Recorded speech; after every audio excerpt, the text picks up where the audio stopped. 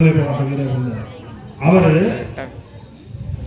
ஆண்டிப்பட்டி அங்க இருக்கக்கூடிய நம்ம தேனி மாவட்டத்தில் இருக்கக்கூடிய ஆண்டிப்பட்டி காவல் நிலையத்தில் சப் இன்ஸ்பெக்டர் ஒரு அரசு சப் இன்ஸ்பெக்டர் இருந்தவர் காந்தியடிகள் அழைத்த அந்த அமைப்பின் பேரில் விடுதலை போராட்டத்தை கலந்துக்கிட்டதுக்காக தன்னுடைய சப் இன்ஸ்பெக்டர் போஸ்டர் ராஜ்ராவ் பண்ணிட்டு வந்தார்.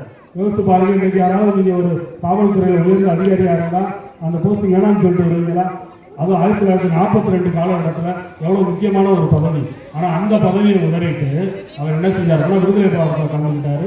கம்பத்தை சேர்ந்தவர் பாவலர் பீர் முகமது அவருடைய பேர். இப்படி 3 சமயத்தை சேர்ந்த வீரர்கள்லாம் சேர்ந்தனால தான் அந்த கொடி பறந்துட்டு இருக்கு. ஆனால் இன்னைக்கு நம்மளுடைய மத்தியில் பல்வேறு பிரிவினைகளை சொல்லி எல்லாரும் நம்மளை பிரித்து வைக்க பார்க்குறாங்க. ஆனால் இந்த விடுதலை போராட்டத்தில் எந்த பிரிவினையும் இல்லை, எல்லா மதத்தை சேர்ந்தவங்களும் போராடிருக்காங்க. என்ன சொல்லணும்னா பக்கீர் முகமது சேத் அப்படின்ற பேரை நீங்கள் கேள்விப்பட்டிருக்க மாட்டேங்குது, அப்போ அவருக்கு தெரியாது. ஹாஜி முகமது பக்கீர் சேத் அப்படின்னு அவர் இருந்தனால தான் சுதேசி இயக்கத்தில் அந்த காவோ லாலியோன்ற 2 கப்பல்களை வாவூசி வாங்கினாங்க.